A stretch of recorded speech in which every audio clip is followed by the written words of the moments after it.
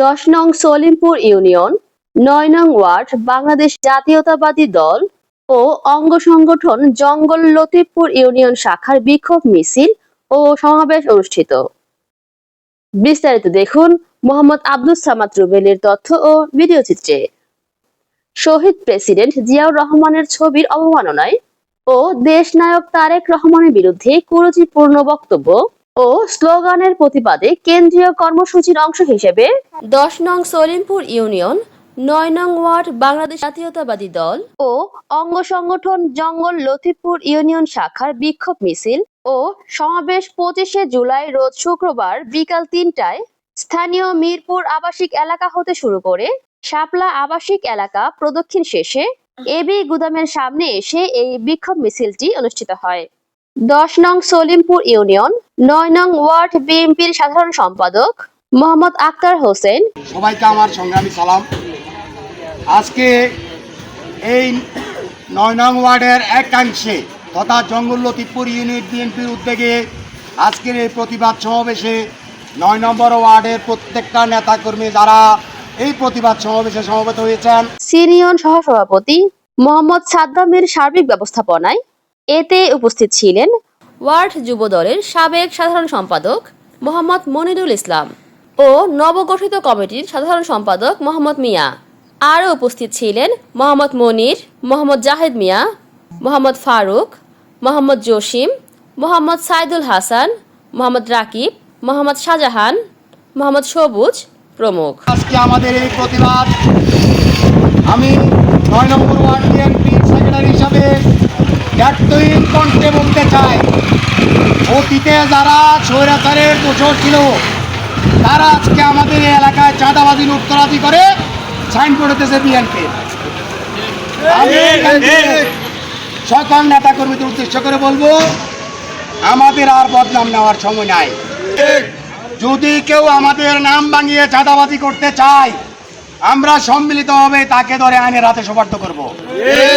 বাংলাদেশ জাতীয়তাবাদী দল, আব্বাসীন দল যারা আজকে আগামীর রাষ্ট্রনায়ক তারেক রহমানের বিরুদ্ধে গুরুত্বপূর্ণ বক্তব্য দিতেছেন এবং শহীদ রাষ্ট্রপতি জিয়াউর রহমানের ছবিকে অবমাননা করেছেন, আমি আজকের এই প্রতিবাদ সমাবেশ থেকে তাদের প্রতি ধিক্কার জানাই এবং স্পষ্ট ভাষায় জানিয়ে দিতে চাই, বাংলাদেশ জাতীয়তাবাদী দলের একটি সৈনিক থাকা পর্যন্ত তারেক রহমান এবং তারেক রহমানের পরিবারের অপমান সহ্য করা হবে না ইনশাআল্লাহ। বাংলার প্রত্যেকটি জনগণ বেগম খালেদা জিয়ার সন্তান, আমাদের একটাই ভাই, তার নাম হলো তারেক রহমান, আমাদের একটাই দেশনেত্রী, সেটা হলো খালেদা জিয়া। সুতরাং তাদের বিরুদ্ধে অনুরূপ কুরুচিপূর্ণ বক্তব্য এবং খারাপ মনোভাব যদি কেউ পোষণ করে থাকেন, অনুগ্রহ করে এখনো সময় আছেন। আমাদের জুলাই আগস্টের বিপ্লবের পর বিএনপি অনেক সাহায্য করেছে। আল্লাহ হাফেজ। বাংলাদেশ জিন্দাবাদ, তারেক জিয়া অমর হোক, খালেদা জিয়া জিন্দাবাদ, শহীদ জিয়া অমর হোক।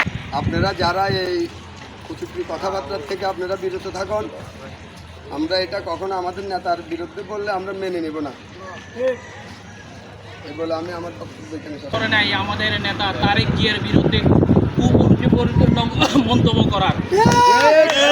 আজকে যারা এই দুঃসাহস করেছেন তাদেরকে স্মরণ করিয়ে দিতে চাই, আমরা যারা গত 40 বছর ধরে জিয়ার আদর্শ ধারণ করে রাজনীতি করি, তারা গত 17 বছর শাসন আমলে, স্বৈরাচারের শাসন আমলে 9,000-এরও অধিক ছাত্রদল, যুবদলের, বিএনপির নেতাকর্মীরা জীবন দিয়েছে।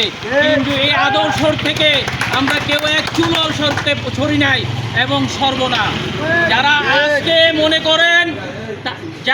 মনে করেন তারেক জিয়া, বিএনপি জিয়াউর রহমানের নামে কুসংস্কার করে, কুমন্তব্য করে এই দলকে খাটো করতে পারবেন, তারা এখনো বোকার স্বর্গে বাস করে। আরো স্মরণ করে দিতে চাই, আপনারা প্রস্তুত থাকেন, যখন বাংলাদেশে তারেক জিয়া নামবে, আপনাদের এনসিপি টিকবে না বাংলাদেশে। জিয়ার সৈনিকেরা সারা বাংলাদেশ, ঢাকা এয়ারপোর্ট ঘেরাও করে ফেলবে। টেকনাফ থেকে তেতুলিয়া বাদ শুধু একটি স্লোগান থাকবে, জিয়ার সৈনিক। কোন স্লোগান থাকবে না টেকনাফ থেকে তেতুলিয়া, সব ঢাকা এয়ারপোর্টে গিয়ে মিশবেন মিছিলে মিছিলে ইনশাআল্লাহ।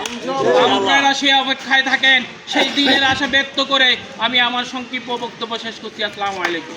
সংগ্রামী বন্ধুগণ, আপনারা জানেন আজকের এই প্রতিবাদ সভাটি ছিল কেন্দ্রীয় কর্মসূচির অংশ এবং আমরা সেটাই বোঝাতে চেয়েছি এই সলিমপুরের মাটি তারেক জিয়ার ঘাঁটি। তারেক জিয়াকে নিয়ে, আমাদের নেতাকে নিয়ে কেউ কুচিপূর্ণ বক্তব্য দেবেন, এটা আমরা সহজে মেনে নিতে পারি না। আর সে ওই দলের নেতা নয় যেই দলের দুদিন পরে যাদের কোনো অস্তিত্ব থাকে না। আমার এক সিনিয়র নেতৃবৃন্দ মনির ভাই বলেছেন যে 40 বছর ধরে জিয়ার আদর্শের রাজনীতির বিশ্বাসে আমরা এটা মেনে নিতে পারি না। তাই তাদেরকে সাবধান করে দিতে চাই, যারা ধর্মের নামে এই এলাকায় বিশৃঙ্খলা সৃষ্টি করার চেষ্টা করছেন, কিছু ছাত্রের নামে এনসিপি গঠন করে যদি মনে করেন 40 বছরের রাজনৈতিক দলকে ধূলিসাৎ করে দেবেন, তারা এখনো মায়ের কোলে দুধ খাচ্ছেন।